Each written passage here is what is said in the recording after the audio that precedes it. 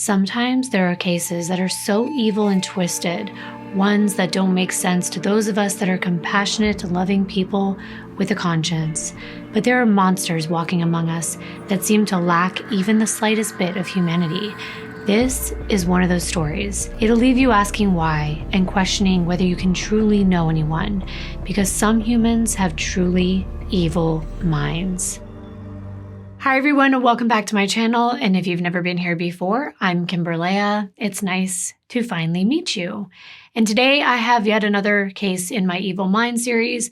Now, I did not plan to do them back to back. I usually try to fit in a Deadly Deep Dives in between, but I could not stop thinking about this case. It has haunted me, and I felt like I had to talk about it. But before I do, please give our loyal sponsor a minute of your time, and that is PDS Debt.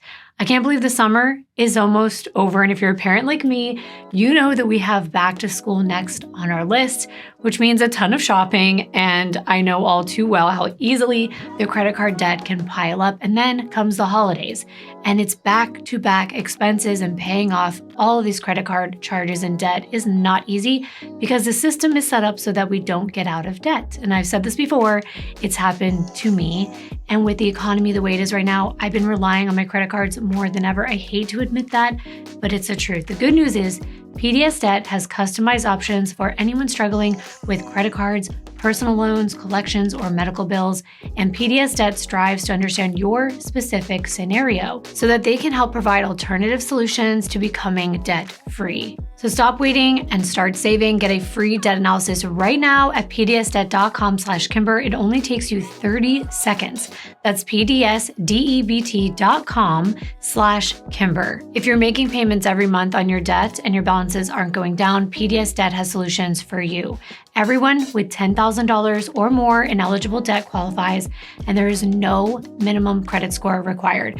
Bad and fair credit is accepted. You can save more while you're paying off your debt in a fraction of the time. Plus, like I said, PDS Debt is offering a free debt analysis. So head over to pdsdebt.com/Kimber to get your free debt analysis today. And I do want to thank PDS Debt so very much for again sponsoring another one of my videos. Now let me introduce you to Sarah Louise Cafferkey. She was born on June 20th of 1990 to her mother, Noelle Dixon, and her father, Adrian Cafferkey, who met in the early 1980s.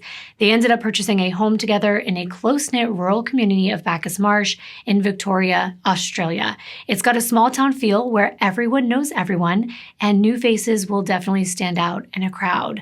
This area is known for its fertile soil, extensive agriculture activities, particularly its orchards, its market gardens and vineyards, and it's a suburb on the outskirts of Melbourne, Australia. Sarah grew up in a loving environment with close family and friends, but when she was only 9 months old, she and her parents relocated to Queensland, Australia due to her father, Adrian, getting a new job. This was actually a 22-hour drive away, so that's quite a bit of a move from everything and everyone that they knew. It's a much bigger area of Australia with a coastline stretching nearly 4,400 miles long. And things went well for about 2 years, and unfortunately, the relationship between Sarah's parents began to fall apart, and they decided to amicably separate, but they did remain on friendly terms for Sarah's sake. However, Sarah and her mom, Noelle, moved back to Bacchus Marsh, where Noelle had family and friends, which would provide a much better support system, especially when you're going through a separation and you're becoming a single mother. But Sarah still saw her father on a regular basis. She would actually fly with her mom, Noelle, and they would go to Queensland so she could visit and continue to have a strong relationship with her dad, Adrian. And he would also fly out to see Sarah until Sarah was about 5 or 6 years old. And then she began flying to Queensland all by herself as an unaccompanied minor. And she would do this at least a couple times every year.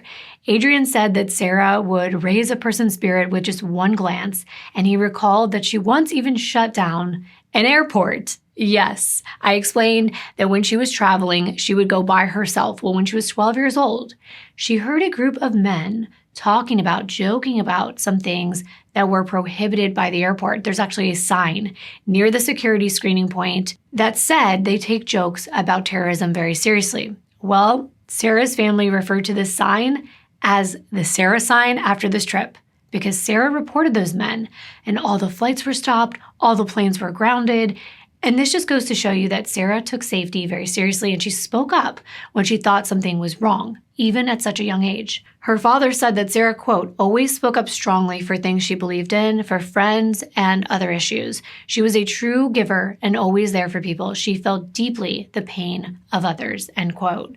Of course, Sarah had a fun side as well. She was bright and bubbly, and she was known to have a great personality. She loved poetry, writing, and she was a friend to everyone she met. She also loved anything pink and fluffy. Sarah's mom, Noelle, did not actually go on to have any more children because she was already close to 30 when she had Sarah. So she said that was it.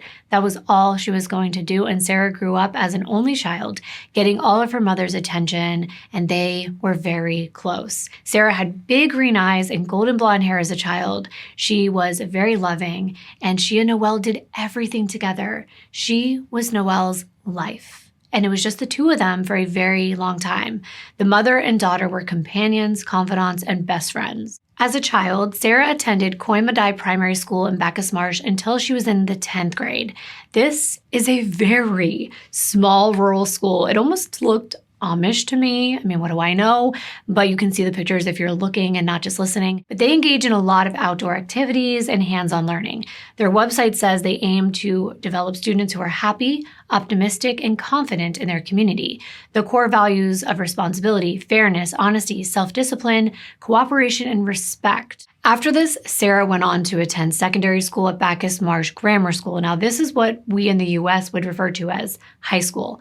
This was a private high school in her area, and throughout her adolescence, Sarah was very academic and athletic. She did martial arts, running, the high jump, and she even sang with the Australian Youth Choir, which is a pretty big deal because you need to try out to get a spot there. Now, Sarah met one of her best friends at this time, Ashley Mehmed, in 7th grade at a camp in the beginning of the school year where students would get to know one another. Sarah went right up to Ashley and she asked her if she wanted to be in her cabin. That's just the way Sarah was. She was outgoing, friendly, and she made sure other people around her were happy. And from then on, the two of them were inseparable. Sarah also loved acting. She was a huge fan of the show Ally McBeal. If you've never seen it before, it is about a young attorney played by Callista Flockhart who joins a prestigious law firm, and the show follows the romantic and the personal lives of the main characters. Well, this inspired Sarah to want to become a lawyer one day. It wasn't just that she was inspired. She had a goal to become a lawyer because she wanted to fight for others. And she also dabbled a little bit in modeling and acting, and she considered going into that field as well. But then something happened that changed Sarah's teenage life. From a very young age, she always suffered from what was believed to be asthma. But in 2005, at 15 years old, when Sarah was in the 11th grade and now attending a new school, a public high school called Bacchus Marsh College, which is still high school, just so you know, even though the word college is in it, unfortunately, Sarah was officially diagnosed with acute severe bronchial spasms. This is a rare form of asthma. It's also known as bronchospasms. They're very uncomfortable contractions in the lungs, and it makes it very difficult to breathe. The severity of someone's symptoms is actually related to how narrow the airways or the airflow is restricted. And in Sarah's case, they were very severe. She suffered from constant asthma attacks, some which actually resulted in Sarah having to be hospitalized. Once an attack would occur, they didn't have much time to rush Sarah to the hospital. Many times she would actually have to go by ambulance, and she also needed to be on a daily medication. This caused her to miss a lot of school, especially when she was in the 10th and 11th grade, and it also strained her relationships with her friends. She was in and out of the hospital, so she wasn't able to socialize enough or as much as she wanted to. Her mom, Noelle, made the decision to finally homeschool Sarah in order for her to be able to complete the 12th grade and graduate from high school, which was very important to Sarah, to finish her studies because she wanted to work within the justice system as a lawyer, and she knew that she would have to have strong academics going forward. At first, having or getting to stay home from school may seem like fun to a teenager, and Sarah didn't let it get her down. She was known for her positivity, her kindness, and her generosity. And whenever she was up to it and not feeling ill, she spent her time with her friends and enjoyed the outdoors whenever she was well enough. Sarah also loved animals, especially her family dog, a black Labrador named Sprocket. It was like her best friend. She was very attached to her, and they had quite a strong bond. But over time, It seemed like the lack of social activities began getting to Sarah, and she rebelled, which is actually pretty common for teenagers. She was no longer interested in flying to go see her dad like she used to, because now she wanted to stay close to home and hang out with her friends. And in 2006, around the age of 16, Sarah began experimenting with alcohol. Now, this is not something her mother condoned or even allowed at home, but Sarah would obtain it from friends. And eventually, since she was very impressionable at that age, she began to experiment with other substances as well, including marijuana, ecstasy, and even GHB. If you don't know what GHB is, I don't really want to try saying the whole word, but I will try. It's short for gamma hydroxybutyrate. It's a party drug, and it produces feelings of euphoria, confidence, relaxation, and sociability. It's kind of like a more intense feeling of being drunk from what I read, and they call it liquid ecstasy. It's also been known to be used by predators who would spike victims' drinks with it so they could take advantage of them. Now, the negative side effects of GHB can include drowsiness, vomiting, mood swings, dependence, as well as more serious symptoms of unconsciousness and respiratory collapse that could lead to a coma, or even extreme cases lead to death. And we already know that Sarah had a severe breathing problem, so of course, this was not good for her. I also want to stop right here for a moment and just say to please do your best to be compassionate. Anyone, especially teenagers, can end up experimenting with substances. And I just try really hard and want you to try to please not pass judgment on others too harshly, especially a teenager, because their mind isn't even developed yet until their mid-20s. And many times they're convinced by their friends in order to be cool or be part of the friend group to try this. So peer pressure is a real thing. So please give Sarah some grace. I've definitely seen a lot of comments throwing blame at people who end up trying drugs, doing drugs, or even getting addicted. Yes, it is their choice, but usually the intention is just to have fun and nothing more. And unfortunately, many times, teenagers do become addicted and reliant on drugs, and they go down a path they never intended. And spoiler alert, this eventually does happen to Sarah. She was already going to therapy to deal with her emotions surrounding her asthma. So once she confided in her therapist that she had been experimenting with substances, Sarah began receiving counseling for that as well. Despite this, she was using them frequently, and her mom noticed that her bright and bubbly girl was becoming withdrawn and moody. They already have so many other things causing mood swings like hormones, so now adding this on top of it was a lot.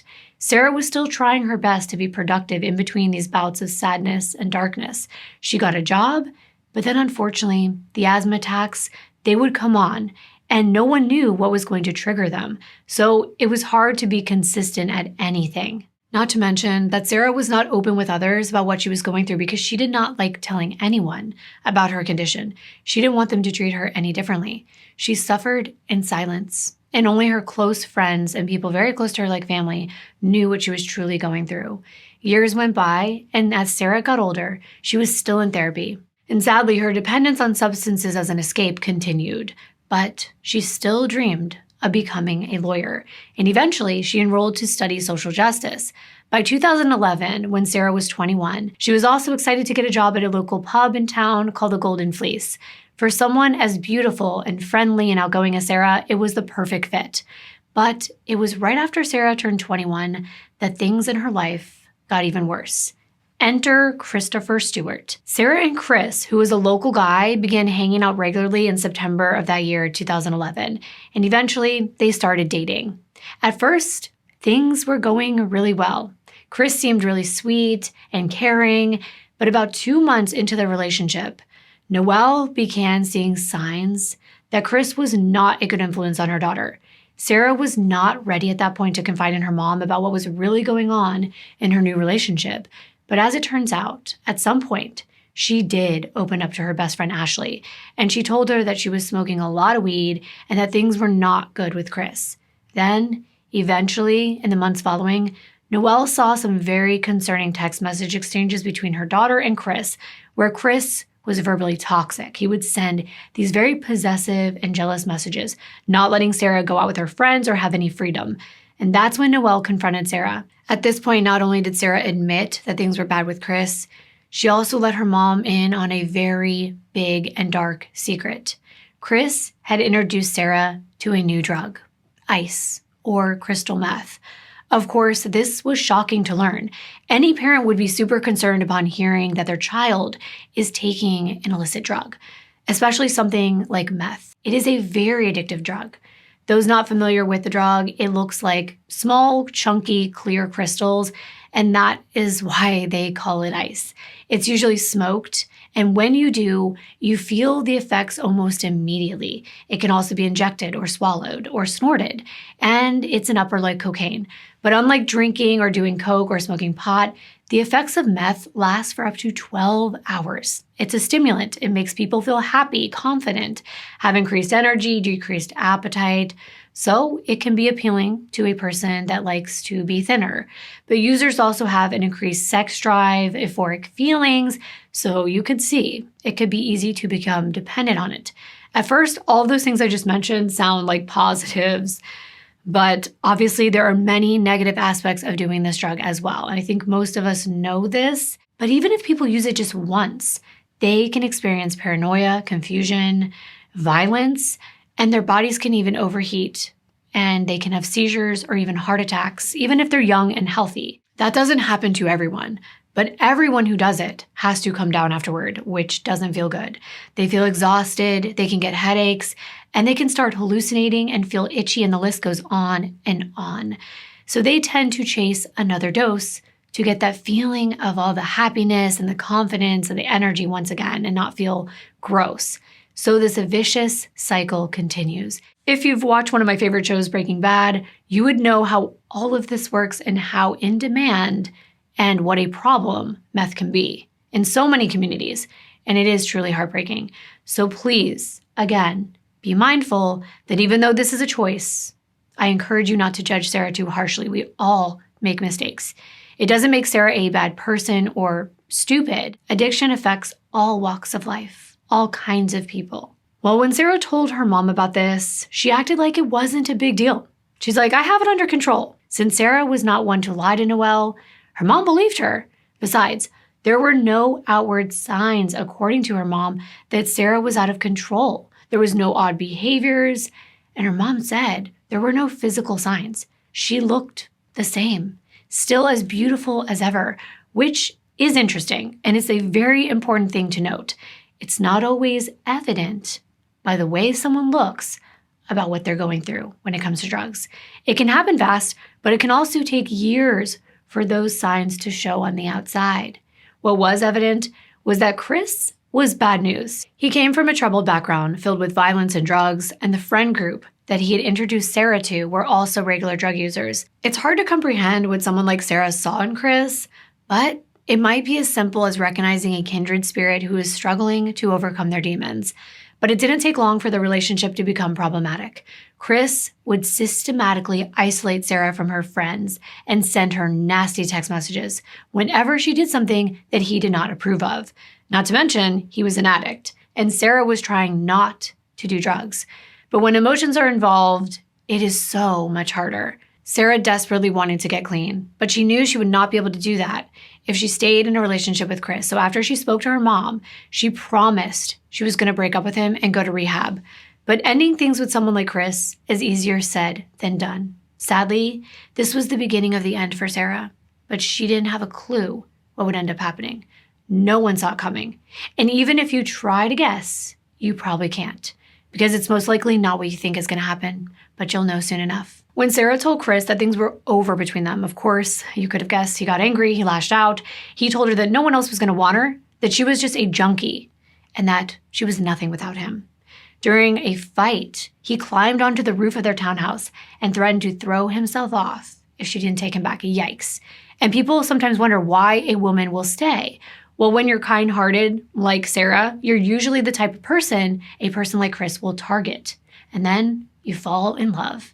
And it's hard to watch someone that you love say they're going to jump off of a building, even if they're not a good person or the best person to be with. Over the next few months, Sarah made every effort to move on with her life. She and Chris would break up, and then they would get back together again, and she kept falling back into her addiction. So over the next year or so, she knew that she would not be able to get clean without help.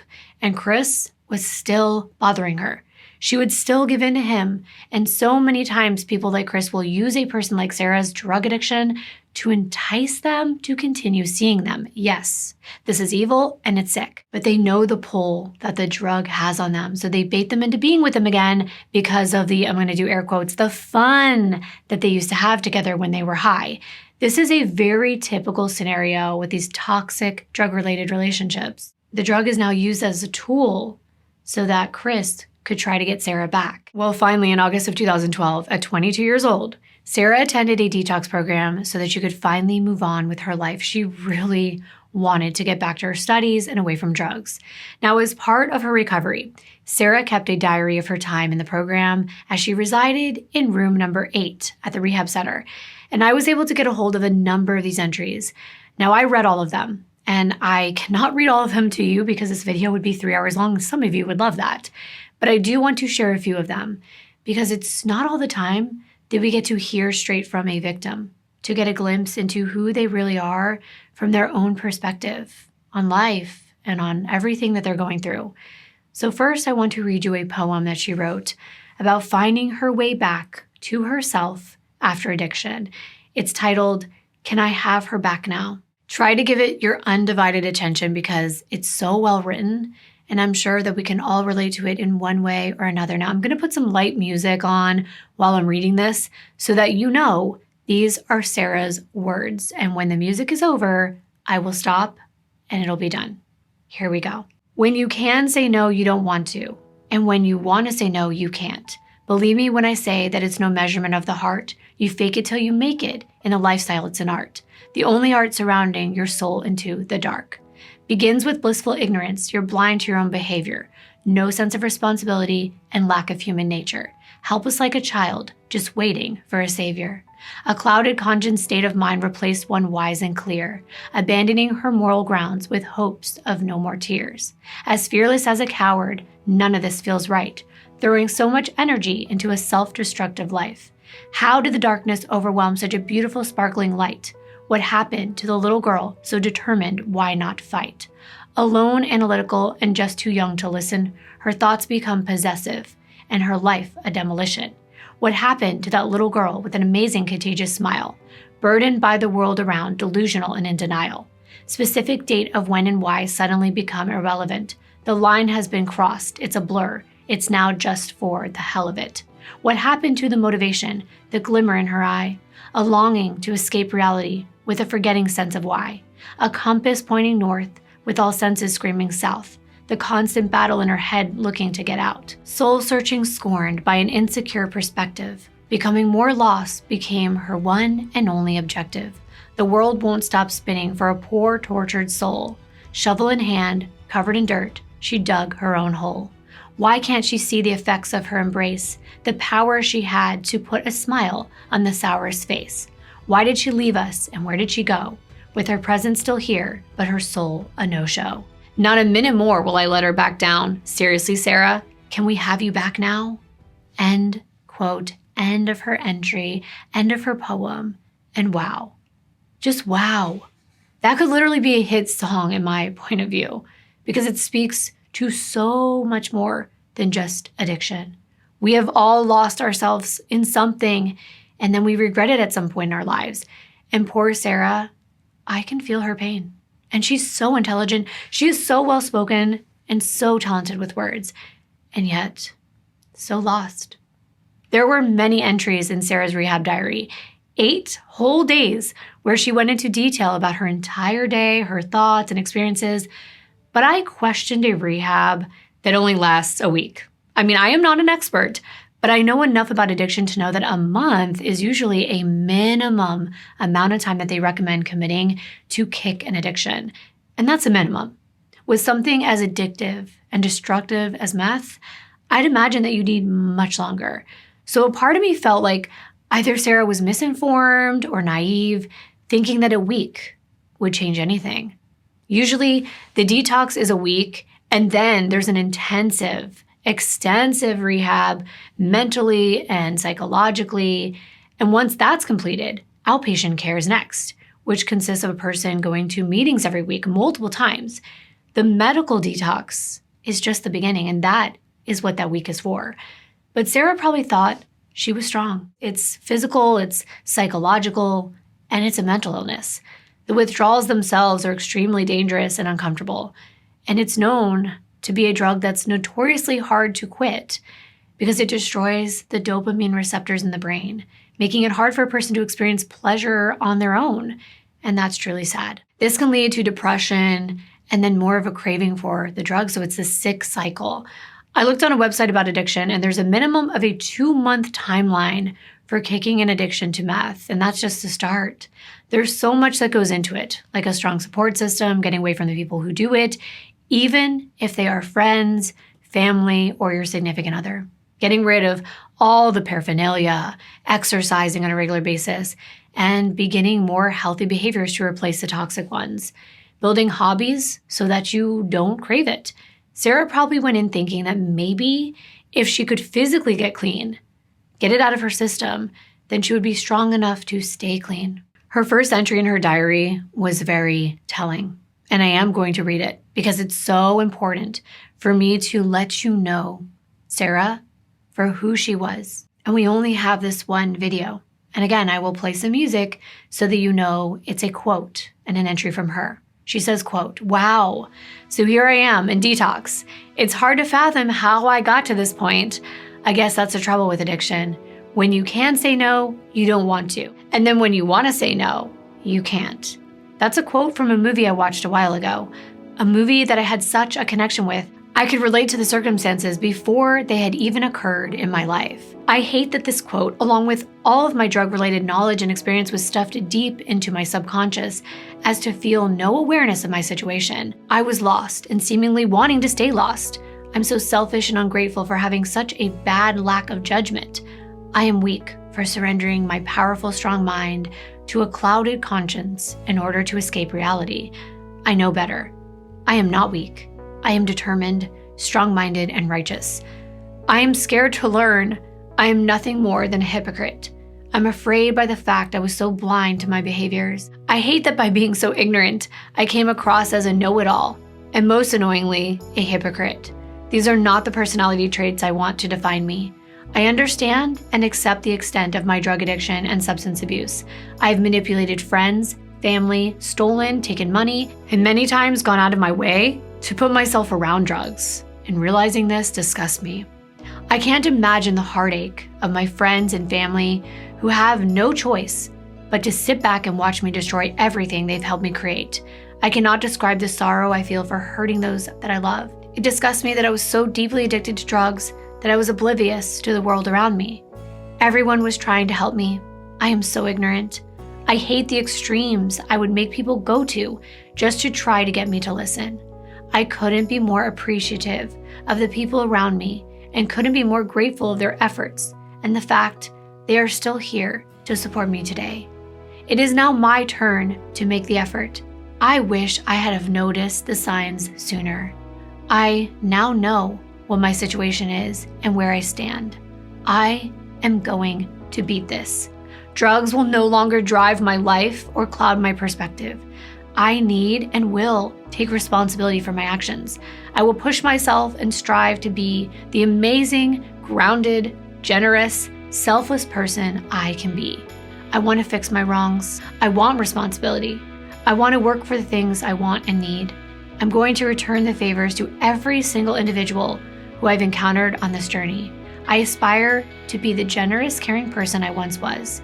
I respect all the amazing people in my life, and I need to show them that. My actions will speak louder than my words, positively as opposed to the past. I will change. I will be me again. I will love again, myself and life." End quote. That's the end of that first entry in Sarah's rehab diary. You can see she's a very determined woman. She knew what she wanted, she regretted her actions, and she had a clear plan in mind for her life. Drug addiction makes me so mad because I truly began to get to know Sarah and I felt so connected to her as a person. I read all of her daily entries for that week.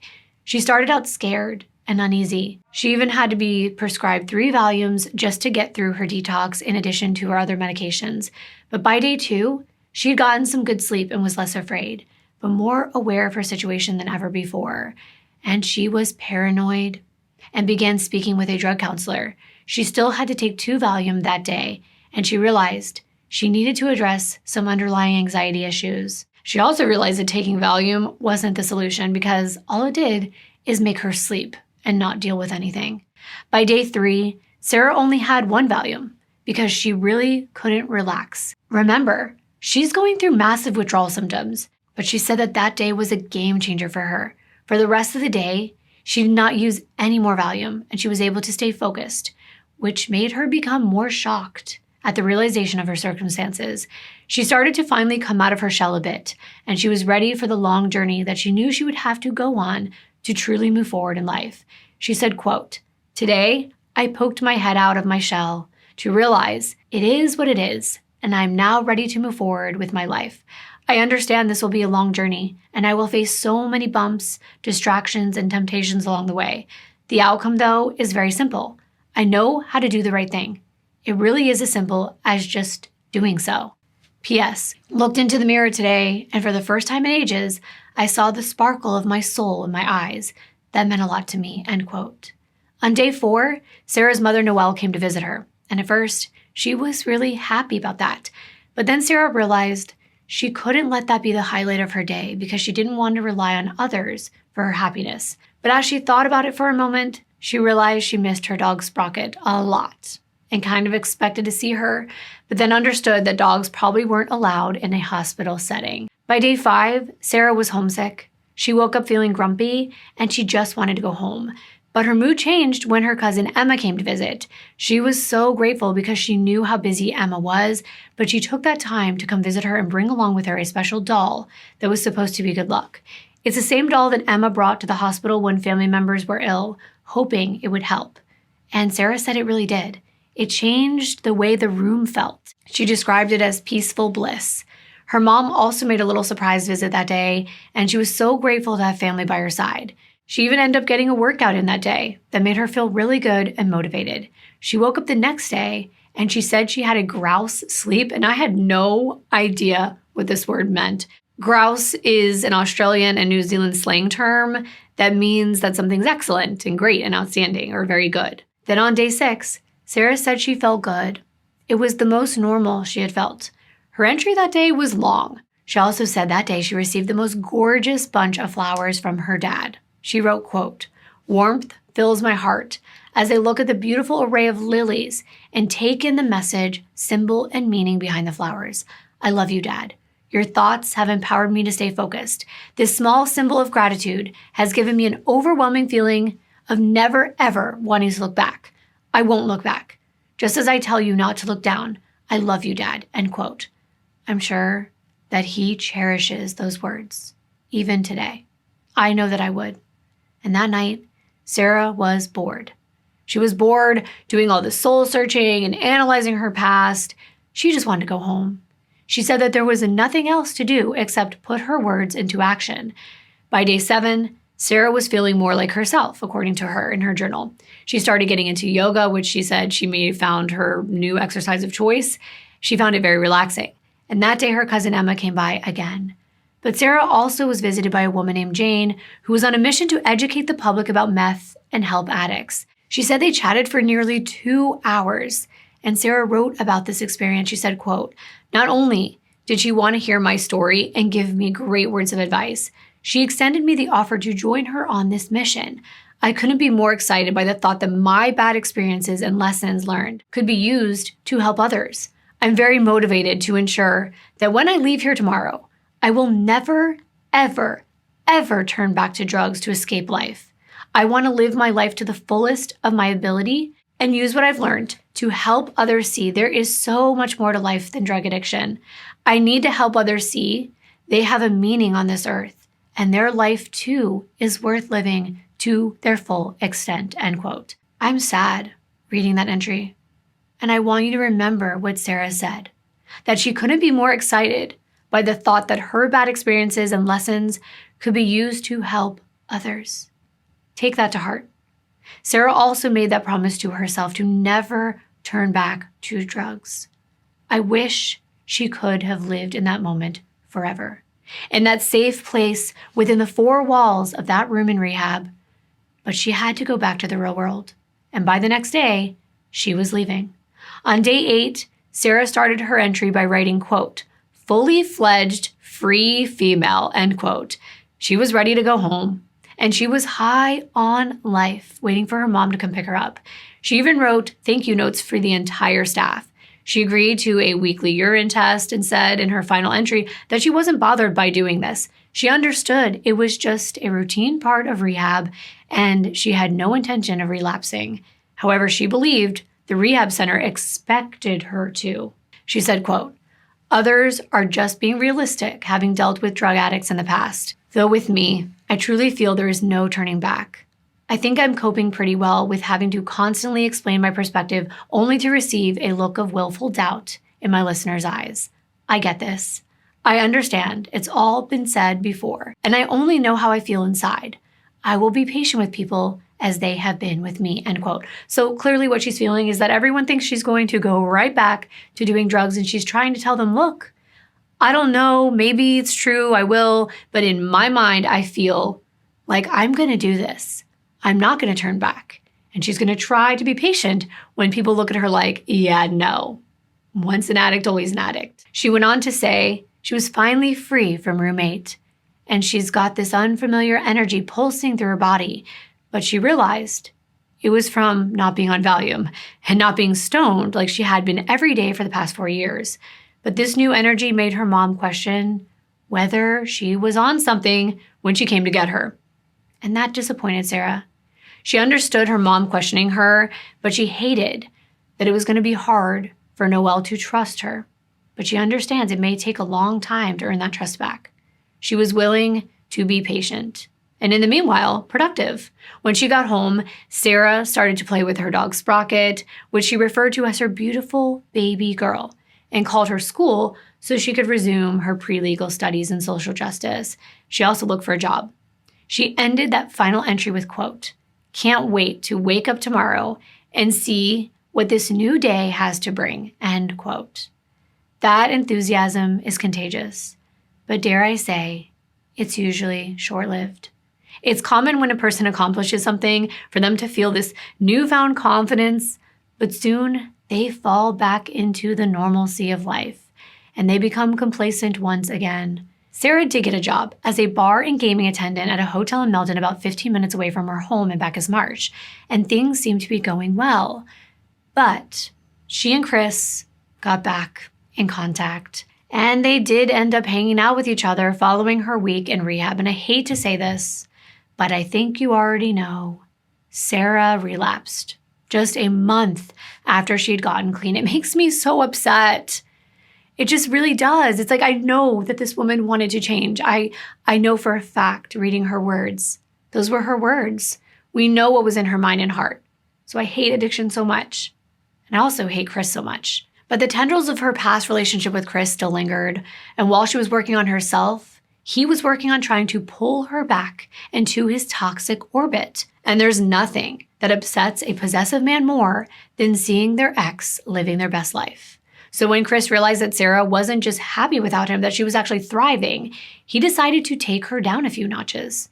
She again confided in her mom about backsliding, but once again, she committed to getting back on track. Eventually, the relationship with Chris finally ended in late October, and Sarah was planning on re-entering the detox facility and trying again with Chris out of her life. But he would not let her go. Instead, in September, Chris began stalking Sarah, but not in person. Instead, he enlisted the help of a friend to do his dirty work for him, a guy named Steven. Now, Chris told Steven he needed to teach his ex a lesson. He asked Steven to go visit her while she was working and threatened that if she didn't get back together with Chris, something bad would happen to her and her family. Wow. How did he think that that would actually work?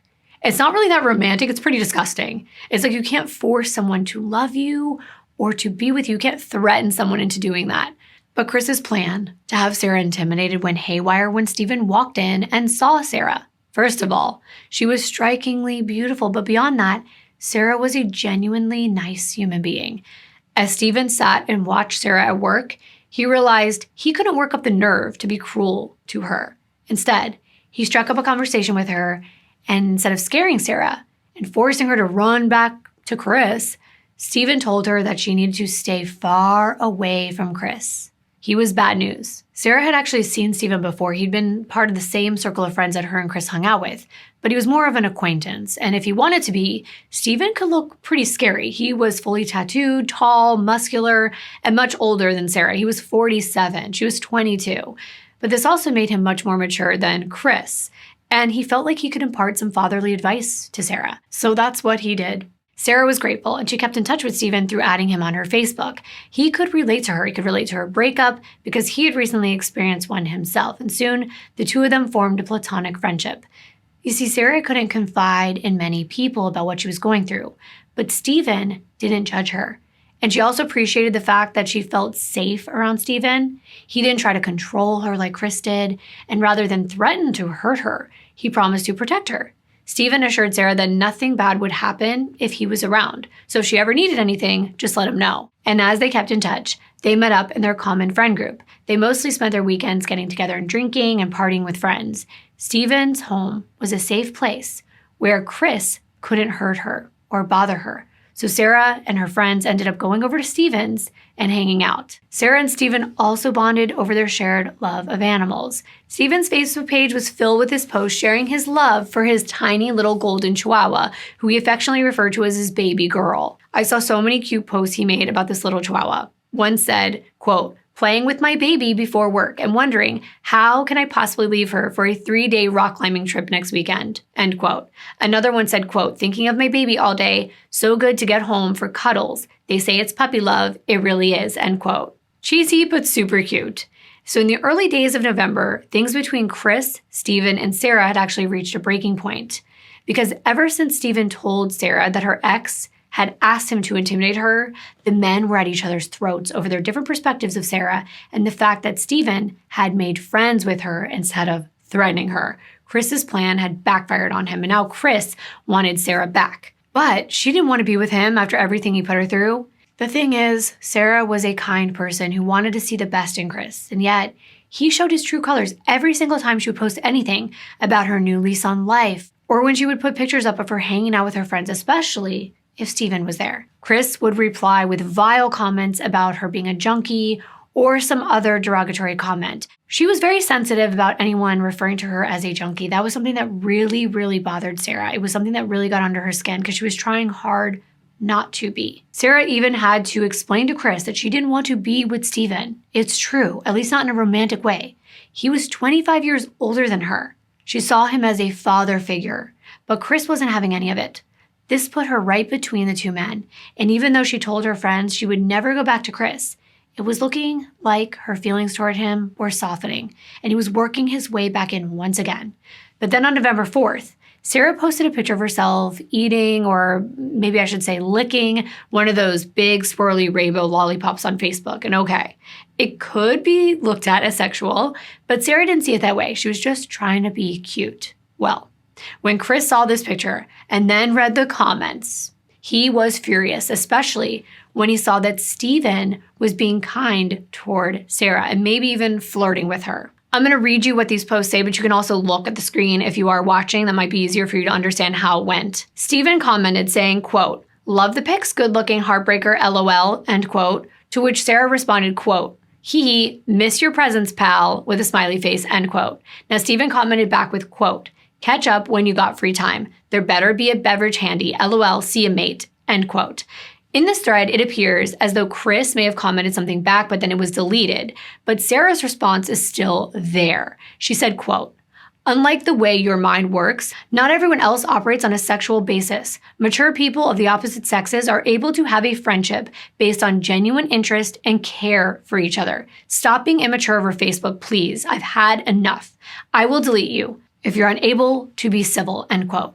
Now, I think that was in reference to Chris, because right under that, Steven comments and says, quote, "Ah, Chris, you're a funny guy," end quote. So clearly, there is animosity between these men. Sort of like Steven had broken bro code and sided with Sarah, and Chris was pissed. Sarah still had plans to re-enter rehab on November 12th, especially after her boss at the hotel she was working at fired her on November 8th for being unreliable. However, they did say she could come back and get rehired if she could get her life together. That was her plan. And instead, her life was going to end.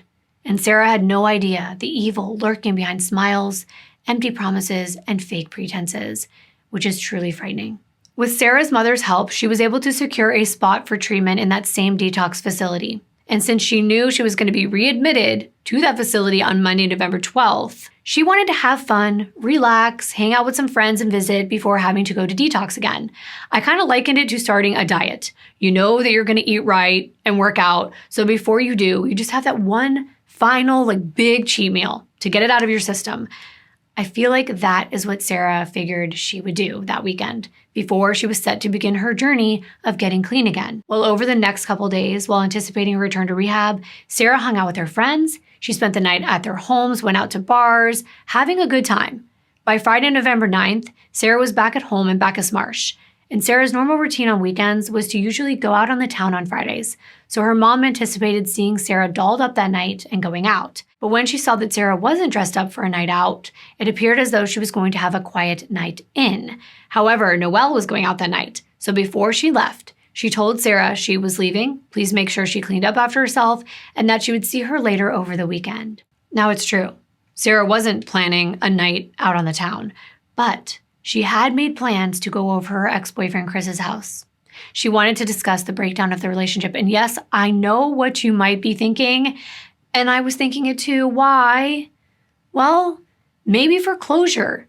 Even Steven had told her it wasn't a good idea, but Sarah had made up her mind, and she went.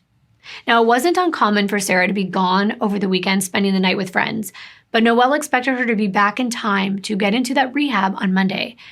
But Sarah didn't show up back at home, and that worried her. So she called her daughter again and again, but Sarah didn't answer. So Noelle decided to reach out to Sarah's friends to ask if Sarah was over their houses, but none of them answered either. So at that point, Noelle, now distraught, it's Monday, her daughter hasn't shown back up, they're supposed to be in rehab, setting her up for this other detox program.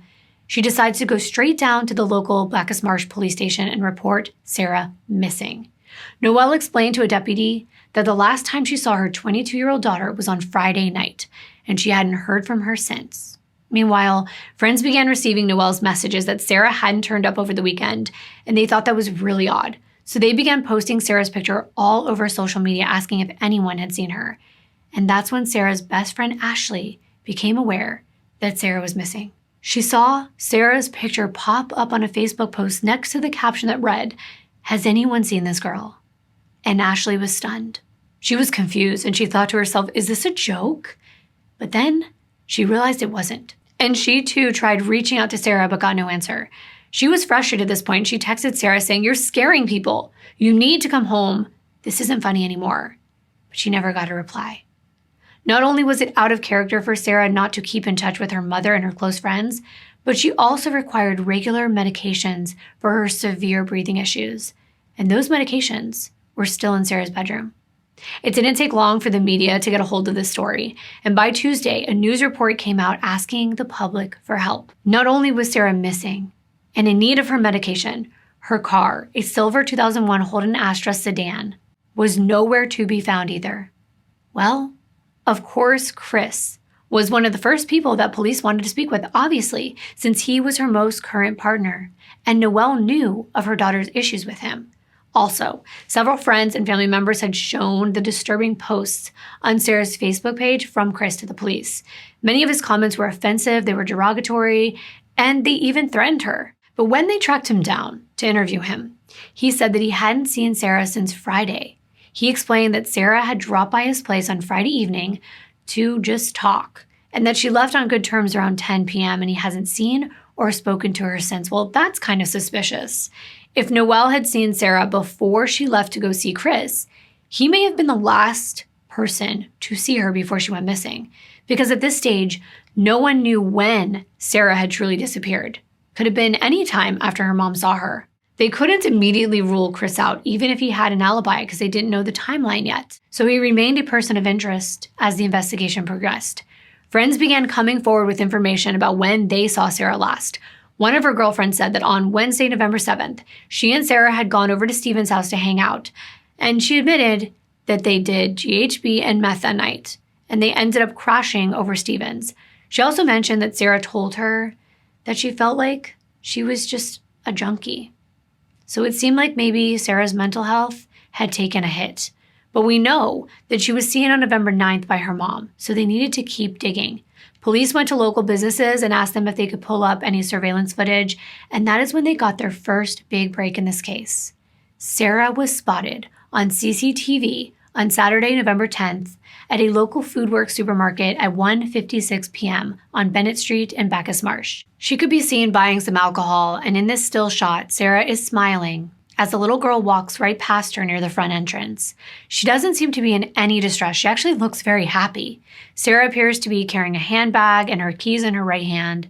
She's wearing sandals, a maroon miniskirt, a colorful tank top, and a lavender jacket, with her hair pulled up in a bun. Of course, this information was distributed to the public along with a description of Sarah as a Caucasian female with fair complexion, 5 foot 5 inches tall, with a thin build, black shoulder-length straight hair, and green eyes. The days were passing, and everyone was worried. They were scouring through their text messages from Sarah, being their own detectives and trying to piece together her last known whereabouts and her movements. And that is when a business owner, David Bushell, came forward. He was the owner of Young and Main Hotel off of Young and Main Street in Bacchus Marsh. It's a well-known establishment that has pool tables, a bar, restaurant, and event space, and a nice beer garden outside. He told authorities he saw Sarah there on Saturday afternoon. She was a regular, and he recognized her right away from the media. Nothing appeared to be out of the ordinary. She was there with friends, just casually sitting in the beer garden, chatting with a number of people and drinking before leaving with a man that she had arrived with earlier. They hadn't stayed very long, but everyone appeared to be getting along just fine. When asked for a description of the man that Sarah was seen leaving with, the owner said he was a bit older, muscular, and not someone he was familiar with, even though he had seen him there before. The timeline was starting to come together.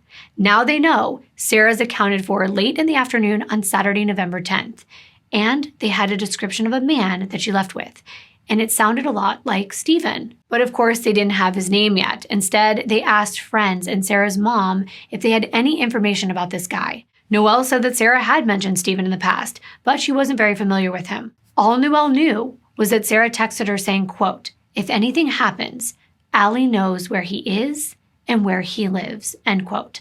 Allie is one of Sarah's closest friends. When she was contacted by the police, Allie told them that Sarah had been hanging out with Steven a lot recently, and she was even able to provide them with Steven's phone number and point them to where Steven's condo was in Bacchus Marsh.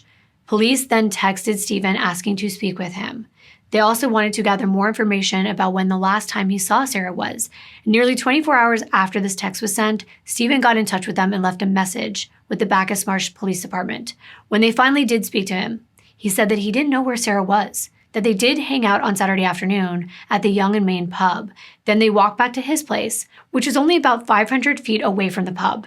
He said they drank some alcohol, they hung out for a bit, but then he had to take care of some business, so he told Sarah he had to go. She wanted to stay behind, so he gave her a set of spare house keys in case she needed to lock up, and he told her to text him later. Steven didn't return until the next day on Sunday, and Sarah wasn't there, and she hadn't been responding to any of his calls or text messages. It was already pretty late that night when police actually spoke to Steven, and he said he wasn't home at the moment because he was actually in the middle of moving to a new residence in a place called Point Cook, which is about 45 minutes away. And he was busy doing that, going back and forth and moving things.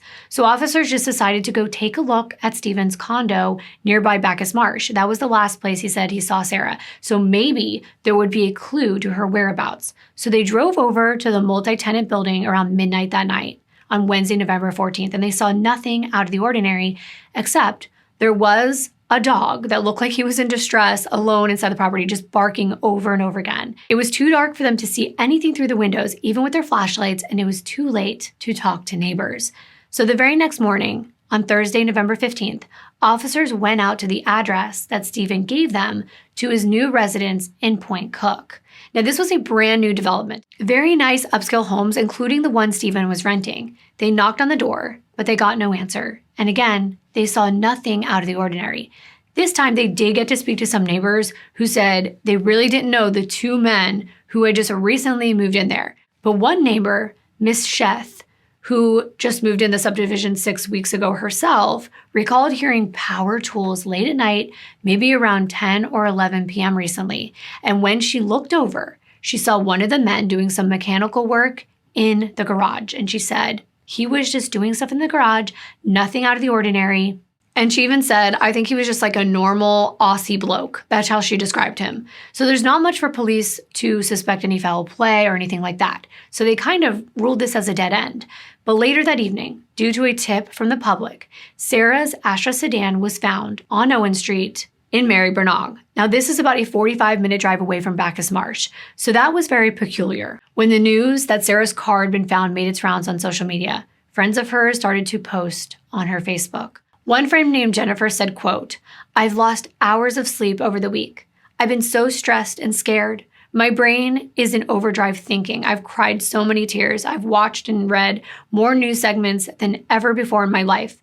I've never felt more helpless. All of this because I care and love you. The girl I've known since the day I was born. The girl I know with the gorgeous smile and the bubbly, infectious personality. Please be okay, safe and well, and home with your family and friends soon, end quote. Another friend named Kat posted, quote, I can't stop thinking about your gorgeous smile that always lights the room up. I just want to hear you're safe and okay. I love you, Sarah Bear, quote. This was a name that her friends would affectionately call her, Sarah Bear. Everyone was trying to make sense of it all. There were no signs of a struggle related to her vehicle. However, it was discovered that it was parked outside of a known drug dealer's home. And by now, police had also been told by those close to Sarah that Steven was also a local dealer. And that was the reason Sarah's ex, Chris, even knew him to begin with. And they weren't really friends, but rather acquaintances. And that he was supplying Chris, Sarah, and their friends with meth, among other things. And that was the main reason Sarah hung out at Steven's, which does make perfect sense now why a 22-year-old would be hanging out with this 47-year-old man. So they began looking into Steven a bit more, and they're trying to track him down at this point, but it seems like he has vanished, which makes him look even more suspicious. So they do label him a person of interest in Sarah's disappearance. Suspicion continues to swirl around Steven, especially as the investigation moved out of the control of the local police department into the hands of the Victoria Police, specifically the Wyndham Crime Investigation Unit. Unbeknownst to the local police, this crime unit had been looking into reports of a drug ring that was operating out of both Bacchus Marsh and Point Cook, two places where Steven Hunter lived, and his name kept coming up in the course of that drug investigation. So as soon as Sarah's case was handed over to them, he moved to the top of their lists of persons of interest. So they went back over to Steven's condo in Bacchus Marsh to interview neighbors, and they spoke to two young girls who had been playing in the driveway near Steven's home on the evening of Saturday, November 10th. They told police they heard a scream, a loud scream, and the sounds of pots and pans crashing to the ground.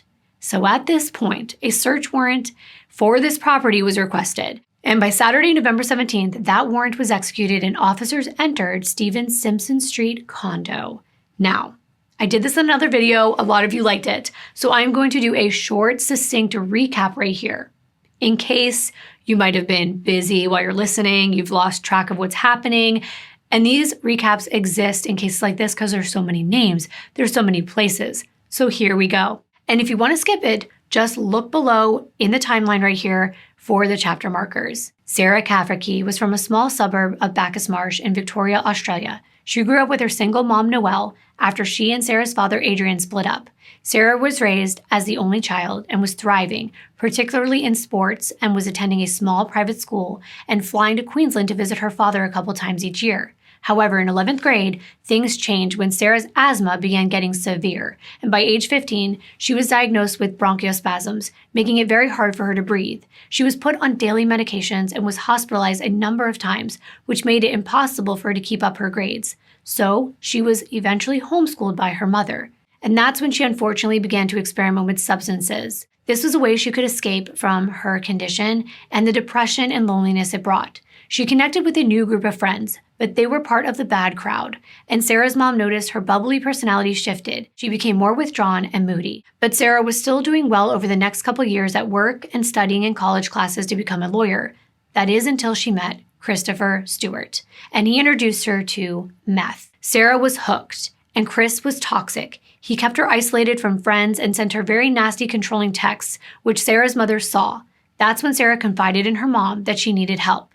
Sarah checked into a rehab facility and successfully detoxed. She chose to leave after just a week with a renewed sense of confidence and a number of diary entries showcasing her desire to get her life back on track and continue working hard to achieve her dream of working in the legal field. But this was all short-lived as Chris came back into Sarah's life and she began using meth again, but this time with her knowledge of her addiction and that she could use detox to get clean again, she broke up with him. Chris was upset with this, so he sent his friend Steven, who was also his drug dealer, to go harass Sarah at work. But this plan backfired. Steven, being older than them at 47 years old, decided not to go along with the plan, and instead, he made friends with Sarah and warned her to stay away from Chris. Sarah felt safe around Steven. He was tall, muscular, and wise, kind of like a father figure. He took her under his wing and promised to protect her from Chris. Over the next couple months, they formed a trusting platonic bond. He was one of the last people to see Sarah before she vanished after leaving her home on Saturday, November 10th and being seen on CCTV footage at a supermarket buying alcohol. And then later in the afternoon, she was spotted with Steven at a pub down the street from Steven's condo, which is located on Simpson Street, a 5-minute walk from the pub. Steven admitted to police that he was with Sarah that afternoon and that the last time he saw her, she was at his condo. They had a few drinks before he left to continue moving his things to his new home 45 minutes away in Point Cook. He gave Sarah a spare key to his house and told her to keep in touch, but she hasn't responded to any of his messages. At this point, Steven became a person of interest because he seemed to have been the last person to see Sarah. He's also known to be a local drug dealer and had been supplying Sarah with meth. At this point, Steven's condo in Bacchus Marsh, where Sarah was supposedly last seen, is about to be searched. So here we go. We're back on track with the story. When officers searched the condo, they found obvious signs that something terrible had happened inside. However, it seemed like whoever was involved attempted to clean the walls and the floors, but they didn't do a very thorough job of it because blood was found in a lot of places. On the living room couch, a leather jacket, a pair of dumbbells in the garage, 2 bar stools that were also in the garage, a carving knife under a wooden cabinet in the bedroom, a pickaxe in the living room, and on a massaging device in the bedroom. In other words, there was blood everywhere, and this was not good at all.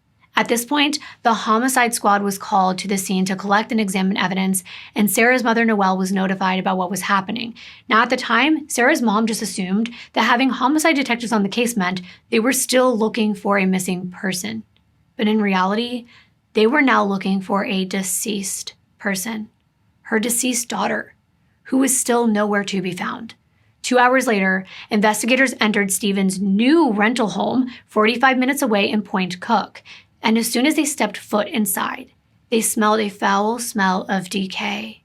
They scoured the entire home looking for the source of the smell. And once they got inside the attached garage, the smell got even stronger. And that's when they located a green trash bin where they believed the smell was emanating from. There was bloodstains near this trash bin, but they were unable to lift the lid off. On the ground nearby were empty bags of ready-set concrete and garden lime. It was clear that the lid had been cemented shut, and they weren't even able to remove or move this bin because of its weight. Clearly, someone had used mixing cement and poured it inside this bin along with lime. If you don't know, garden lime accelerates decomposition and reduces the smell of putrefaction. Lime can assist in destroying evidence of a crime. The investigators called on forensics to retrieve this bin, and the next day on Sunday, November 18th, it was removed from the premises and taken to the Victorian Institute of Forensic Medicine, where they actually had to x-ray it to determine whether their suspicions were true, that a body was inside. And sure enough, encased inside the cement, at the bottom of this bin, was the remains of a human being. Wow. How devastating. Because of course, they know that this had to be Sarah. All the evidence pointed to this being her. And as you can imagine, so many thoughts were going through their minds as to how she ended up there. And now they had the difficult and heartbreaking task of breaking this news to Sarah's mom, Noelle. They came into her home, sat down on her living room couch, and said to her that they found Sarah. And Noelle actually responded, "Oh, that's good," not aware of what they meant. The officers just stared at her and continued saying that Sarah was in concrete. Noelle just sat there confused. And the officers went on to say that she was in a trash bin, and Noelle wasn't able to process what she was hearing. In the back of her mind, she was still thinking they were letting her know that Sarah was okay. She was also very confused. It just wasn't clicking for her. Meanwhile, the news was reporting that a body had been found on the Point Cook premises, and more of Sarah's friends were being notified that that body was indeed Sarah's. Her friend Ashley remembered getting that call from her father. He didn't even have to say more than "it's her," and Ashley knew what that meant, that the body in the bin was Sarah. It was so devastating to realize that this was real, that Sarah was gone. And now a nationwide manhunt was underway for 47-year-old Steven James Hunter. And coverage of the story was broadcast across TV, radio, and print media. And investigators began looking into this man's background to understand who Steven really was. Wait until you hear this. It's exactly why this is part of another Evil Minds video. Steven James Hunter was born October 6th in 1965 in Melbourne, Australia. He had an extremely dysfunctional childhood, which included him witnessing significant domestic altercations and being the target of physical altercations himself. These traumatic early experiences undoubtedly contributed to his development into an extremely violent and disturbed adult. It paints a picture of a very disturbing man who should never have been allowed to walk the streets freely. And yet, despite years of convictions, parole, and monitoring, Steven was able to do just that. This is a case where the system didn't just let Steven's victims down. It effectively handed them to him on a silver platter. As a young man, Steven struggled with managing his anger. He couldn't sit still in class, and when something didn't go his way, he would lash out at whoever was near him. His violent tendencies actually began to surface as early as primary school, where he exhibited aggressive behavior towards his peers and even his teachers. The dysfunction at home only made this issue worse. There was no stability, no support, and there was no one interested in helping him to manage his emotions effectively. By the time Steven was a teenager, he also had developed a concerning opinion of women. In his mind, they only existed purely to satisfy his sexual desires. This distorted perception, combined with his unresolved anger issues and his violent tendencies, became the foundation for the destructive and dangerous behaviors that would later define his life. At the age of 16, Steven moved out so he could rent an apartment with his 15-year-old girlfriend. Moving out was the only way to ensure that this girl was completely under his control and available to him anytime that he wanted. But the relationship ended soon after they moved in together. But Steven's lust for sexual gratification and having his own way with women was only just getting warmed up. In 1983, he was convicted of burglary, theft, and criminal damage for breaking into a store and stealing a pair of gloves. Later that same year, in October, Steven was convicted of threatening someone with a deadly weapon. He was fined $800. And then a few months later, after getting into a fight over a girl who rejected him, he faced another conviction for unlawfully being on a premises, and he received another fine.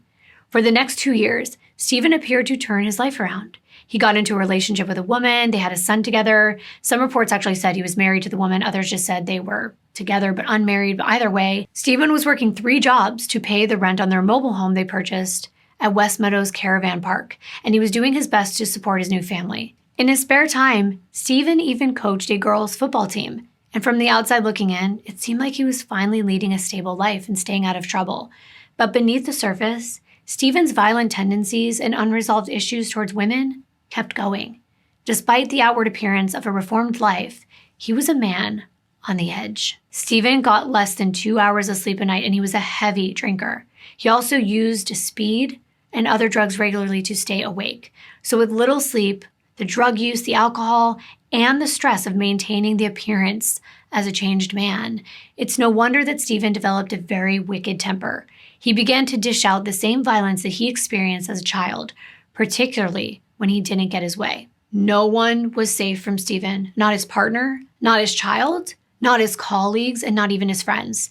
Steven was on the edge of inevitable disaster. It was just a matter of time. When Steven was 21 years old, he began working as an assistant manager at Safeway Hypermarket in Gladstone. One of his coworkers was an 18-year-old girl named Jacqueline Cecilia Matthews, who was in her final year of high school. She was a pretty, petite, vibrant, and outgoing young woman with a bright future. That was until she had the misfortune of crossing paths with Steven Hunter. From the outset, Jackie knew that he was bad news. Steven blatantly told her he wanted to sleep with her, and she told him she wasn't interested. And yet, no matter how many times this woman said no, Steven kept hitting on her and making inappropriate advances. In one incident, he pretends to fall over accidentally and land on top of her in the storeroom, and he tries to kiss her while she's trying to get out from underneath him. He also invited her to hang out time and time again, go surfing, do things together, but she always turned him down. She told her friends what was happening at work and that she didn't want to date a man who had a child, but she didn't care for Steven anyway. Meanwhile, Steven was having conversations of his own about Jacqueline. He told a friend that ever since the storeroom incident, he couldn't stop thinking about her and, quote, now that he had a taste of her, he wouldn't stop until he finally got her, end quote. That is disgusting. And the tension between Jacqueline and Steven came to a head on the 9th of April in 1986, when she turned him down for the last time. When she left work after her shift ended, Steven ran out of the building after her car. Then a couple hours later, Steven returned to work in a fresh set of clothing and wet hair. Then in the early hours of the following morning, the burnt-out remains of Jackie's vehicle were found at the Arundel Road Bridge facing the river. Her body was found charred beyond recognition and slumped in the back seat of this car with a gasoline container nearby. Fire investigators determined this vehicle had been doused in gasoline before it was set on fire, which made this so clear it was an act of arson. Jackie's autopsy then revealed she'd not even died in this fire. She had been stabbed 7 times in the throat and heart before her car was set on fire to cover up this crime. As the word spread about Jackie's murder, her friends, her family members, and coworkers came forward to share their observations of Steven's behavior towards her in the weeks prior. And he was quickly labeled a person of interest in her death and brought in for questioning. Investigators would later describe Steven's attitude in these police investigations as unfazed and cold. He denied having any involvement in Jackie's murder, and he said he had been at work the whole time. He said, quote, I'm not going to confess. We can play games all night, end quote. But Steven and Jackie's coworkers provided compelling statements that he had run out the door when she left that night, that they recalled he was gone for several hours and then came back to work in a new set of clothing. Finally, the pressure was on. The evidence was mounting against Steven. He decided to provide his version of the events leading up to Jacqueline's death. Steven claimed that his car was blocked in at the supermarket, so Jackie offered to give him a ride home. But instead of going straight home, Jackie decided to drive the car to a place where she could park, and then she started to kiss him. The situation escalated, according to Steven, when he got mad that Jackie wouldn't take him back to work when he demanded to go back because he was married and didn't want to cheat on his wife. He said that he slapped Jackie, and then she pulled a knife on him and tried to attack him. They struggled inside the car, and she somehow ended up in the back seat. And then all of a sudden, she was bleeding to death from her stab wounds, and there was nothing he could do to save her. Excuse me, sir, what? Yeah. And Steven goes on to say, quote, I've got a violent temper. I just stabbed her. I went mad and stabbed her a few more times. I should have taken her to the hospital the first time, but I was shit scared, end quote. Steven recalled that he was covered in blood, so he knew he needed to go home and change. He also knew he needed to return to work because he needed an alibi. But when he got home, his wife had people over, so he had to go wash the blood off outside and then cover himself with a blanket before going inside and changing. At some point, Steven confessed to his wife that he had killed someone. Steven even asked a friend to help him dispose of Jacqueline's body and the evidence left in her car. They doused the car in kerosene and set it on fire. And once the vehicle was fully consumed, the friend supposedly drove Steven back to work, but not before he got rid of the knife by throwing it in the trash. Steven thought that the fire was enough to eliminate any potential connection between him and Jacqueline's murder. He went on with his life as if nothing happened. However, because the investigators were closing in on them, the friend who helped him cover up Jackie's murder started to beg Steven to come forward so that he would not be implicated in Steven's crime. But when he refused, the friend went to the police and admitted everything about the cover-up. And finally, Steven did confess. And in the end, he stated, quote, "I'm not a human being. I'm a dog. I want to go to jail for 20 years, end quote.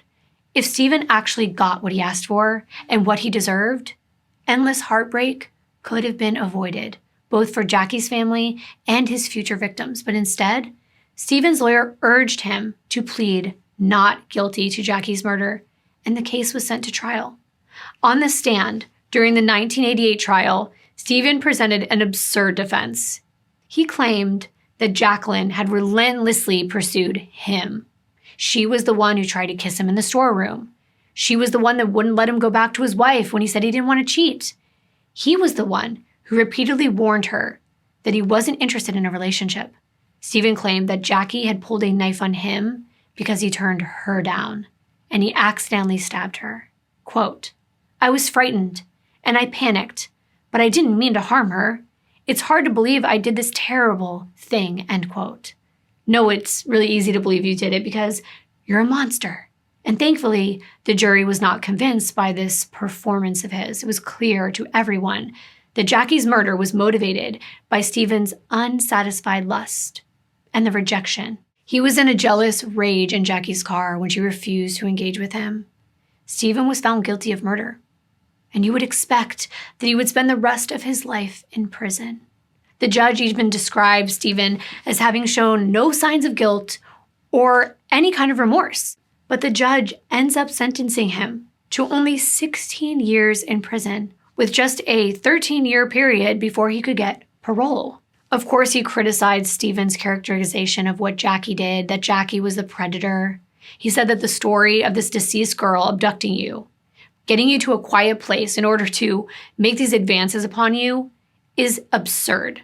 But despite the brutality of Jackie's murder, the judge also expressed concern for Steven's future, a future that his victims will never have, that Jackie would never get. In the judge's mind, 16 years was a long time. Time in prison where it would limit Steven's chances of doing much of anything, having a career, getting any job experiences, being a father again. And he said that Steven would be a drain on this community for many, many years with little to no chance of ever returning to the community as a useful or decent citizen. And no truer words have ever been spoken. Yet 13 years later, the same guy who so brutally took a life, admitted to a cover-up, and then tried to blame it on his victim, was allowed to walk free. Free to cross paths with another unexpected woman. And sadly, Sarah had no idea who Steven truly was. He wasn't a protector. He wasn't her savior. He was her worst nightmare, and she would meet her violent end at his hands. What Sarah didn't know was that Steven had spent the past 24 years in and out of prison, 4 years after murdering Jackie and burning her body in her own car, and 2 years into his jail sentence, he actually escaped from prison. And he was just given 4 additional months on his term, just 4. And after serving those mandatory 13 years of his 16-year sentence, he was released on parole. Yeah. 2 years later, in March of 2002, he was at it again. He kidnapped someone, tied them up, gagged them, beat them. And when he was arrested for this, they found drugs on him, meth to be exact, and he was intending to sell them. So his parole was canceled, and he was sent back to prison in July of 2002, and he should have stayed there. Yet 3 months after being sent back, he was re-released on parole again. Tell me why. Then in February of 2005, Steven was arrested again, charged with a DUI, and 2 months later, he finally faced justice for that kidnapping and beating of that man 3 years earlier. He was found guilty and sentenced to at least 4 years and 6 months in prison. But he appealed this sentence, and it was reduced by 6 months. He was released on parole in late 2011 before meeting Sarah. I know that was a lot to take in, but the point is, he was in and out of prison being paroled again and again, given chance after chance. Now recall that towards the end of October 2012, after Sarah's first time in detox, she confessed to her mom that she was using again. Now, she didn't reveal to her mother that she had a steady supply of drugs from her new friend Steven. Sarah never got the chance to turn her life around, because unbeknownst to her, on the 30th of October 2012, Steven's parole period ended, and he was once again a completely free man. Instead of following Sarah's lead and turning his own life around, he used his freedom to destroy hers. As investigators were looking into Steven, they were able to retrieve both his and Sarah's phone records, including text messages that were sent and social media interactions between them. Steven had told friends he was not sexually attracted to Sarah. Well, also remember that on Wednesday, November 7th, Sarah and her friend went to Steven's to party and spent the night.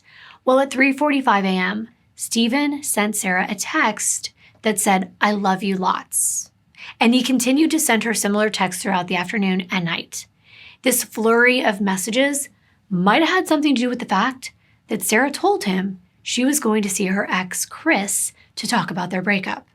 By Saturday, the 10th of November, Sarah was just a few days away from checking back into detox, and there were text messages between her and Steven from Saturday morning showing them making plans to hang out at his condo on Simpson Street. I'm going to put this up on the screen so you can follow along, but Steven texts Sarah at 11:21 saying, "Just walked in the door at flat. Come over if you're bored." About an hour later, Sarah texted back, "How long are you hanging at the flat for?" Steven responded, "Depends, really. Came back for a shower, which I'm about to jump. Then I was going to go chasing someone to play with. What you doing?" Sarah texts back a few minutes later at 12:27 p.m. saying, "Drinking Smirnoff, 'cause I'm feeling lonely. LOL. I'm down for a play. I'll get my face on and pop over." Steven says, "Excellent, playtime it is." This may have been a code word. This whole playtime, someone to play with, playing, could have been a code word for meth. But either way, we know Sarah went to buy alcohol about an hour or so later because that was caught on CCTV footage before she was seen for the very last time with Steven at that pub near his condo, and then never seen again. Once the painstaking task of removing Sarah's body from her cement tomb inside that trash bin had been concluded, her body was sent for an autopsy. She had been badly battered and stabbed at least 19 times in the head, chest, and abdomen. How horrifying. And meanwhile, the investigators were interviewing neighbors around Steven's Simpson Street condo about what they knew about the 47-year-old man. A woman named Marita, who lived next door to Steven for the last 18 months, said that he was pretty much a model neighbor, that they would chat in their shared driveway on a regular basis, and he would run around with this cute chihuahua. Their most recent conversation was actually on Saturday, November 10th, when Sarah went missing. Marita actually saw Sarah arrive at Steven's with a friend that afternoon, and all three of them left together. But only Sarah came back with Steven later that evening. Knowing that Sarah had later been found murdered, Marita said that it was a tragedy, and she wished that she could have reached out and grabbed her and told her to go. Marita confirmed she never saw Sarah leave Steven's condo that night. She also let investigators know that this wasn't the first time she had seen Sarah. She'd actually been coming to visit Steven for several weeks. Marita said Steven had many friends, most of whom were actually men. So Marita was surprised when this 22-year-old woman began visiting this 47-year-old man regularly. She said that for the last few weeks, Sarah had been coming there regularly day and night, and she would say hi. And on Saturdays, Sarah actually waved to her. Marita described Steven as having umpteen friends, which just meant a lot, but they never caused any trouble. She said she was actually very comfortable around Steven, and she never felt intimidated or threatened by him in any way. And I can't help but wonder if these so-called friends that this woman kept seeing were actually people buying substances from Steven. Steven had been working laying pavers, and his most recent employer described him as a good employee.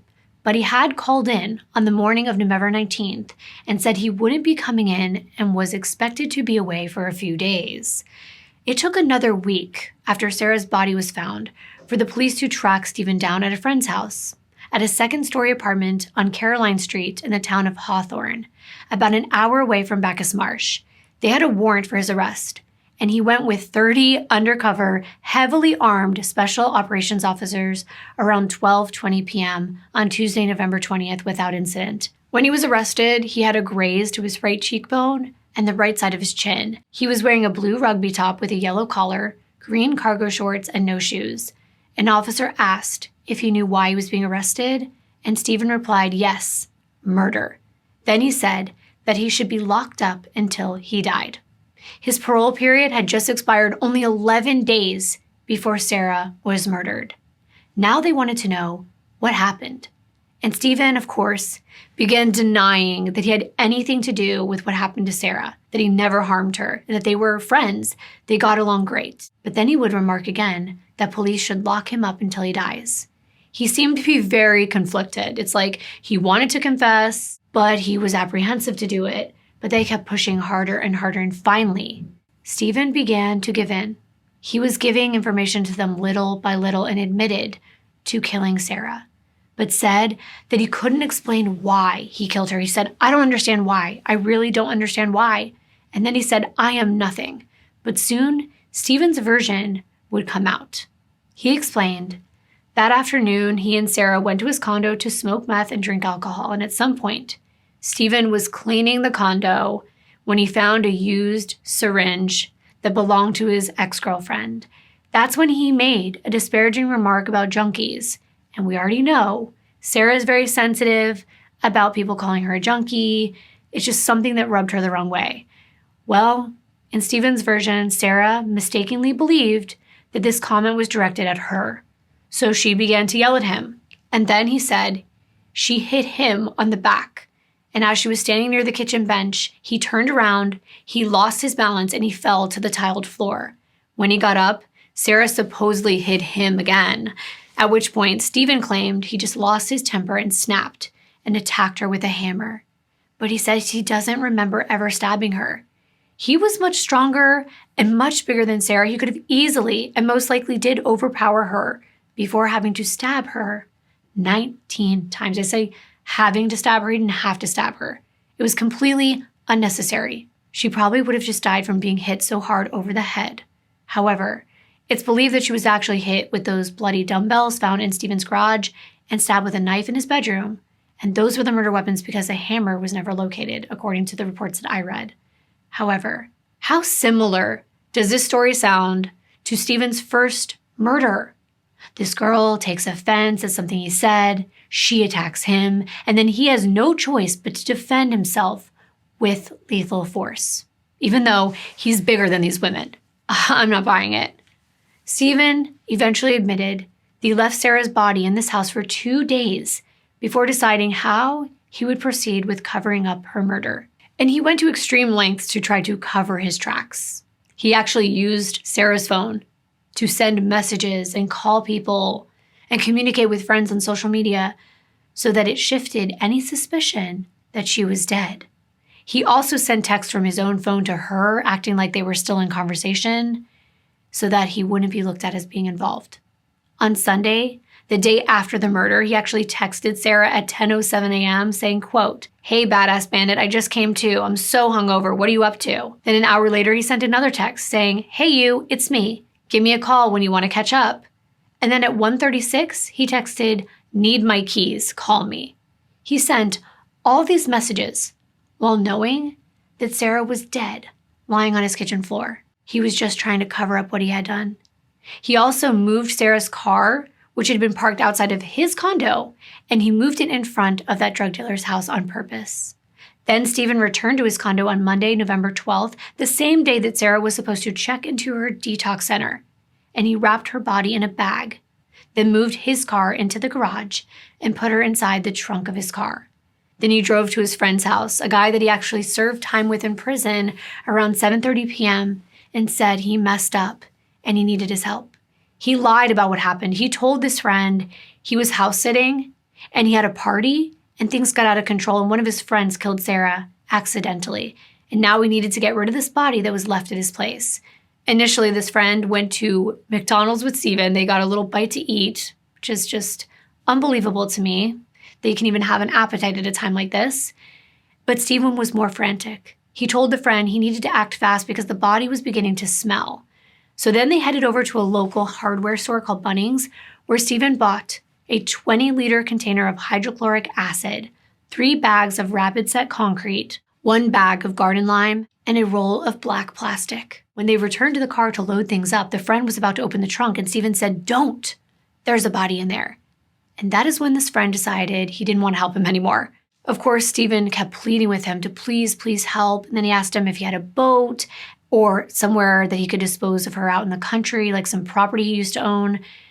But this friend just checked out, and he left Steven there to deal with it himself. On the next day, Tuesday, November 13th, Steven drove to this new property that he had rented in Point Cook. He pulled into the garage, took Sarah's body out of the trunk, dumped her into that garbage bin, covered her with lime and concrete, then poured water over it and closed the lid. But once that concrete set in, the bin was too heavy to move anywhere like Steven had planned, and he knew the authorities were closing in on him, so he just left. He left Sarah there just to decompose, and he went on the run. Steven also told police that he burnt Sarah's personal items in a bonfire. Once the details of Sarah's murder were released to her loved ones and friends, they were beyond mortified, as you can probably imagine. Ashley said with all those details, she could see it in her mind. She could hear it. With her vivid imagination, she was playing everything out in her head, everything that her friend went through. It was just horrific. Sarah's mom compared the way Steven treated her beloved daughter as trash or poop, just something to discard like she was nothing. She didn't understand how anyone could bludgeon and stab someone that they cared about, someone they called a friend. Hundreds of friends and relatives of Sarah's gathered at St. Andrew's Church for her memorial and funeral service. So many people showed up that they had to stand outside and listen to the service on speakers. Many of the people in attendance wore white ribbons condemning violence against women. It was heartbreaking to see Sarah's mom walking Sarah's beloved dog Sprocket on a pink leash beside mourners and pallbearers, all wearing Sarah's favorite color pink instead of the typical black attire. She was laid to rest in a matching pink coffin, and the crowd released pink balloons into the sky to bid her farewell. Sarah's father, Adrian, said he understood the rage that many people felt about his daughter's death, but in his heartfelt eulogy, he asked for calm. He said, quote, "We are gathered to honor and celebrate a life ended too soon, the life of our treasured daughter, loved sister, cousin. She is her mother's world and my little princess," end quote. Sarah's mom wanted her to be remembered as bubbly and outgoing, with a smile that lit up a room, who radiated energy. The song Over the Rainbow played in the background as her coffin was carried from the church. Steven ended up pleading guilty to Sarah's murder, sparing her family from a painful and drawn-out trial. But it wasn't until August of 2013 at a sentencing hearing that the Crown argued for a life sentence with no parole due to the seriousness of the offense and the fact that he covered up Sarah's murder, or at least tried to. But Steven's defense lawyers blamed the murder on drugs. He said that Sarah and Steven were both heavily intoxicated and high on meth the day of the murder, and that Steven should be eligible for parole when he's an old man. The defense went into explicit detail about Steven's traumatic upbringing in an attempt to get sympathy and maybe to provide an explanation or an excuse for his actions. They shared that Steven had a highly deprived upbringing. It was characterized by physical violence, neglect, alcohol, and substances. As a child, he was burned with an iron, he was degraded for bedwetting, and in one terrible incident when he was 8 years old, his father Murray locked the 3 of the children in a room, tied his mother to a chair, and Steven was then portrayed as a hero to the court, as the defense explained that he managed to get free, run out of the room, and he saw his father with a shotgun to his mother. So he ran to get help. I mean, yeah, all of that stuff is devastatingly terrible that a young person had to go through. But why kill people? Why do the same to others? It was now time for the victim impact statements, and wow, these were some of the most moving and heartbreaking ones that I've heard in a while. Sarah's mom, Noelle, and father Adrian stared at Steven as they spoke. While holding a pink ribbon and a framed picture of her daughter, Noelle explained how she's haunted by the thoughts of the gruesome attack every time she takes out her trash bins. She said, quote, "Every fortnight, I'm reminded of the fact that my daughter Sarah was put in a wheelie bin, encased with concrete, to be thrown out like rubbish. Sarah was not a piece of rubbish. She was a beautiful, funny, and caring human being loved by everyone who is privileged to be a part of her life," end quote. She spoke about how painful it is to think about never getting a chance to attend her only child's wedding or to be there when she had children of her own one day. All that was ripped away from Sarah and also from everyone who loved her. She said that Steven's unforgivable act of violence means that she will never be able to see her daughter's remains or to tell her how much she loves her one more time. Sarah's father, Adrian, described Sarah as truly beautiful, as a loving soul, and he looked at Steven while he spoke. He talked about whatever happens next, their life has been changed for the worst for the rest of their lives. He also mentioned how ironic it was that his daughter had been denied justice when she was so passionate about studying the subject herself. It was Sarah's family that was serving a life sentence, since they had to spend the rest of their life without her. Even though Steven was only feet away from Sarah's parents, he never made eye contact with them. And the judge had to take all of this into consideration, both the Crown's argument, what the defense said, and the impact statements, and ultimately, he determined that Steven's actions required a sentence of life without parole. The judge explained that this murder of Sarah showed a propensity for violence, and even if he were to become old in jail and then get on parole, he was still likely to remain powerful enough to be an ongoing threat to the community. So he was never getting out this time. And I say this time, mark my words, because they're important. This man was released the first time. He did the exact same thing to another woman. Sarah's friends and family, they clapped as his sentence was announced. It was a relief, especially to her mom. But years earlier, that same closure was short-lived when Jacqueline's family had to watch as Steven was let out of his cage to roam again as a free man. And there were still a couple people in attendance who weren't thrilled about this sentence. It's true. One was Steven's own father, Murray. He attended this hearing. This is the same man that we just heard about being violent. And he stated that this sentence was unfair and that Steven hadn't been given a fair chance at rehabilitation after his first murder. What? That's one of the most unhinged things I think I've heard someone say in court. Unfair? And then one of Steven's friends, Diane, who had known him for many, many years, said that this wasn't justice done, that Steven was a very nice man. Those were her words, nice man when you know him. I'm gonna pass, as I'm sure anyone would. No one wants to get to know a murderer. But then she went on to call Steven a scapegoat and said he's not a monster, that he needs to be given a chance, not to be caged up for life like an animal. Really? Because that's exactly where I think this animal and monster belonged. He called himself a dog himself. He said he should be locked up till he dies.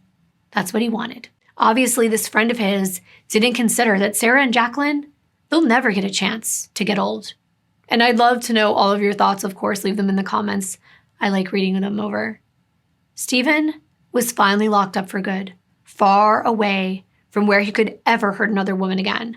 But Sarah's story was far from over.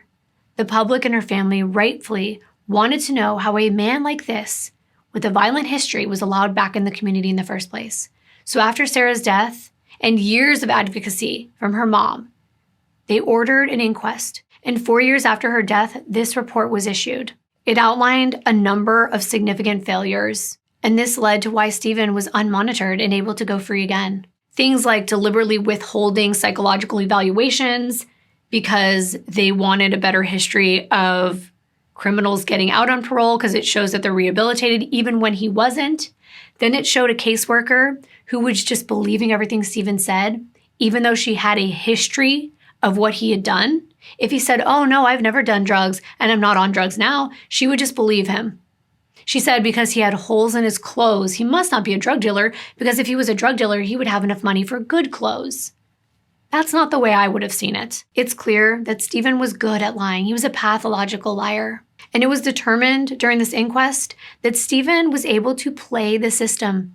He simply lied, and he exploited the fact that this system prioritized getting criminals to parole rather than protecting the community. Steven ended up admitting that he put up a facade. Sarah's mom agreed with the findings of the inquest, and she urged the recommendations to be taken seriously. Now, these recommendations from the court were that these violent offenders, they had to remain under supervision. Just like what happens with S offenders, their past won't just disappear. Instead, they have to have curfews, electronic monitoring, and regular oversight from a parole manager. And I'm thinking, shouldn't that already have been happening? And after all of this, after feeling like at least her family got some closure, guess what? Steven appealed his life sentence. Yeah. His lawyers were arguing that it was excessive. And to top it off, he was requesting legal aid to fund all of the costs. Well, this didn't sit right with Sarah's family. Her mother actually spoke out about it. And she was like, if a convicted killer wants to appeal, then they should pay for it. She was like, they took someone's life. They forfeited their rights when they killed our children. And I couldn't agree more. In a letter to the court, Noelle said that Sarah doesn't get to come back to her after 30 years and carry on with her life and get her law degree, get married and have children. She'll never get to see her daughter smile again. And that's so true. Sarah was given a death sentence, so why not give Steven a life sentence? In the end, the high court did determine that he would not be getting out. He was denied the appeal, and he was staying in prison for life. I want the final words of this case to belong to Noelle, who lost her only child because of the failures in the system, which are meant to protect people like Sarah, to protect the community. So I'm going to let you listen to that now. When Sarah came out of detox, she was glowing and she had so much zest for life, and she was Sarah again, and she was going to be the lawyer, and she's going back to her studies, and, you know, she wants to travel and she wants to do so many things, and it's all just coming out and out. And to see her glowing again, it was just beautiful. And to think that in a split second it's all taken away by someone that should never have been on parole, and to think that, you know, he's had so many chances in his life. Sarah got her one chance to get herself back on track and to be someone that she wanted to be, and he took that all away from her in a split second. I want to thank you all for being here today for Sarah's story. Please share it with someone that needs to hear it. And don't forget to subscribe if you haven't already. I will see you in my next video. Bye.